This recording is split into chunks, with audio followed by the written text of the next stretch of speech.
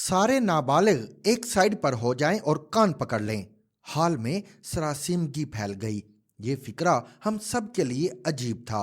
हमें बलूगत की दीवारें अबूर किए मुद्दत हो चुकी थी, लिहाजा हम सामने खड़े डशकरे को हैरत से देखने लगे। डशकरे ने शैतानी कहकहा लगाया और कहा, जिसने झूठे रूप के दर्शन पड़ी हुई है वो बालिग है, और जो अभी तक इससे महरूम है वो नाबालिग है। लिहाजा जल्दी फैसला करो, तुम में नाबालिग कौन है और बालिग कौन। हम सब बुलूगत के इस टेस्ट से नावाकिफ थे, चुनाचे हमने चुपचाप कान पकड़ लिए और डशकरा अपने साथियों के साथ बड़ी तफसील से हमारी तशरीफों का मुआयना करने लगा। ये वाकया 1989 में पंजाब यूनिवर्सिटी के 9 नंबर हॉस्टल में पेश आया था। मैंने ताज़ा LLB में दाखिला लिया था। हॉस्टल गया तो पहली रात सीनियर स्टूडेंट्स ने हमारी रिगिंग शुरू कर दी। सीनियर्स का लीडर मंडी बहाउद्दीन का कोई चद्दड़ था। शक्ल और आवाज से बदमाश लगता था, जबकि हम सब छोटे छोटे चूचे थे। डशकरे चद्दड़ का बलूगत का सिर्फ एक ही मयार था, जिस स्टूडेंट ने किताब झूठे रूप के दर्शन पढ़ रखी हो वो उसकी नज़र में बालिग था और बाकी नाबालिग। हाल में मौजूद तमाम नए तालिबे इल्म उस रात नाबालिग निकले। चुनाचे मंडी बहाउद्दीन, फालियां और सरगोदा के गोंदल, रांझे और चद्दड़ सारी रात हमारी तशरीफों पर तबला बजाते रहे। मैंने दूसरी सुबह सबसे पहले यूनिवर्सिटी की बुक शॉप से झूठे रूप के दर्शन खरीदी और शाम से पहले पहले बालिग हो गया। ये राजा अनवर के साथ मेरा पहला तारुफ था। राजा अनवर एक तिलिस्माती शख्सियत का नाम था। ये कलर सईदा के गांव दरकाली शेर शाही में पैदा हुए। ये गांव शेर शाह सूरी ने आबाद किया था। वो 500 साल पहले रिवात के गखड़ों से मुकाबले के लिए कलर सईदा आया और जाते जाते यहाँ दुरकाली शेर शाही छोड़ गया। राजा अनवर ने इस गांव की शेरशाही फिजा में आंख खोली। ये बेहक वक्त स्कॉलरशिप होल्डर और बागी थे। गॉर्डन कॉलेज रावलपिंडी में 1966 में स्टूडेंट्स पॉलिटिक्स में आए और कमाल कर दिया। सदर याह्या खान का बेटा अली आगा उनका क्लास फेलो था। वो FA में फेल हो गया, लेकिन वालिद ने उसे अटक आयल कंपनी में डायरेक्टर लगवा दिया। राजा साहब ने इस अकरबा परवरी पर धुआंधार तकरीर कर दी। पुलिस आई, गिरफ्तार हुए और 1 साल कैद की सजा हो गई। उन्हें सख्त गर्मियों में बहावलपुर जेल में फेंक दिया गया। यहाँ से उनकी कैदो बंद का सिलसिला शुरू हुआ और फिर उनकी आधी जिंदगी जेलों और कचहरियों की नजर हो गई। ये 9.5 माह बाद जेल से रिहा हुए और पंजाब यूनिवर्सिटी में फिलॉसफी डिपार्टमेंट में दाखिला ले लिया। ज़हीन और पढ़ाकू थे, खूबसूरत भी थे और बला के मुकर्रर भी थे, चुनाचे पूरी यूनिवर्सिटी में मशहूर हो गए। एजुकेशन डिपार्टमेंट की कंवल नाम की एक लड़की की मोहब्बत में गिरफ्तार हुए। ये दोनों एक दूसरे को खत लिखा करते थे। मोहब्बत ख़त्म हो गई, लेकिन खत बच गए। राजा अनवर ने ये खत झूठे रूप के दर्शन के नाम से किताबी शक्ल में शाया कर दिए और इस किताब ने पूरे मुल्क में तहलका मचा दिया। हमारे ज़माने में ये किताब तालिबे इल्मों के गैर निसाबी निसाब का हिस्सा होती थी। ये मुमकिन नहीं था कोई नौजवान पंजाब यूनिवर्सिटी में दाखिला ले और ये किताब ना पढ़े। राजा साहिब तालीम के बाद जुल्फिकार अली भुट्टो के स्टूडेंट्स एंड लेबर अफेयर्स के एडवाइज़र बन गए। उनकी पूरी जवानी भुट्टो साहिब और बेगम भुट्टो के साथ गुजरी। वज़ीर आज़म के साथ सफ़र भी किया, खाया भी और पिया भी, और भुट्टो को अच्छी तरह देखा और परखा भी। जनरल ज़ियाउल हक का मार्शल लॉ लगा तो ये भुट्टो के बड़े साहिबजादे मीर मुर्तज़ा भुट्टो के साथ अफ़गानिस्तान भाग गए। अफ़गानिस्तान में उस ज़माने में नूर मोहम्मद तराकई और हफीज़ उल्लाह अमीन की कम्युनिस्ट हुकूमत थी। मुर्तज़ा भुट्टो और राजा अनवर ने वहाँ अल जुल्फ़िकार नाम की अस्करी तंजीम बनाई और मार्शलाई हुकूमत पर हमले शुरू कर दिए। मीर मुर्तज़ा इमेच्योर, जल्दबाज और डिक्टेटर मिजाज का शख्स था।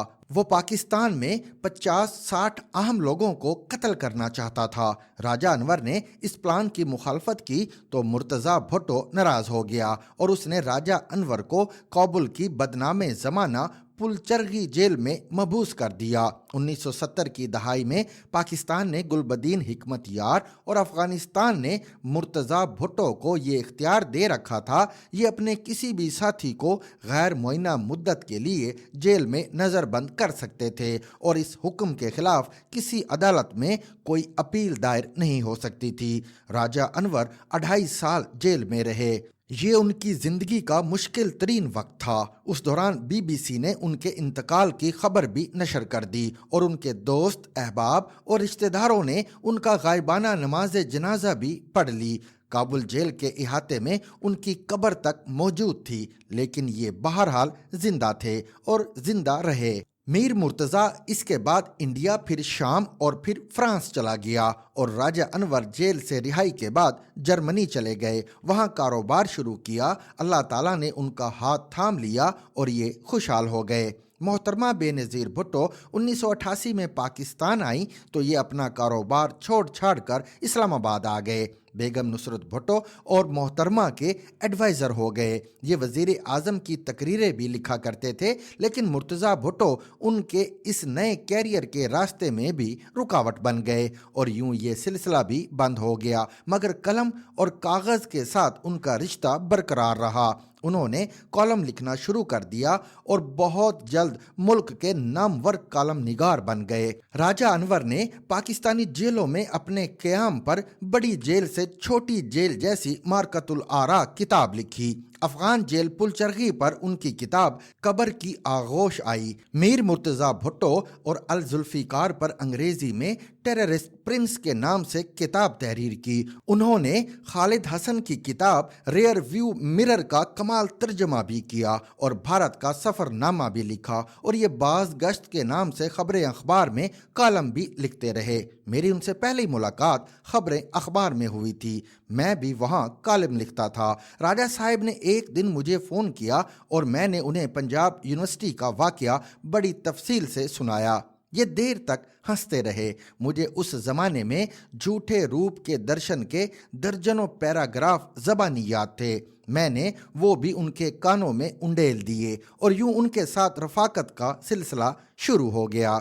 ये आजकल जर्मनी, बर्मिंघम और इस्लामाबाद में रहते हैं। यहाँ गर्मी आती है तो उधर चले जाते हैं और उधर सर्दी आ जाती है तो यहाँ आ जाते हैं। मुझे उनके साथ चलने फिरने और खाने पीने का मौका मिला। ये बड़ी शानदार कंपनी है। इंसान उनके पास बैठकर बोर नहीं होता। ये दरमियान में 3 साल गायब भी रहे। मैं उन्हें फ़ोन करता रहा, उनके व्हाट्सएप पर मैसेजेस भी छोड़े, लेकिन उनका कोई जवाब ना आया। पिछले साल मैंने एक दिन उन्हें ऑनलाइन देखा तो उन्हें कॉल कर ली। उनकी आवाज़ में नकाहत थी और ये अटक अटक कर बोल रहे थे।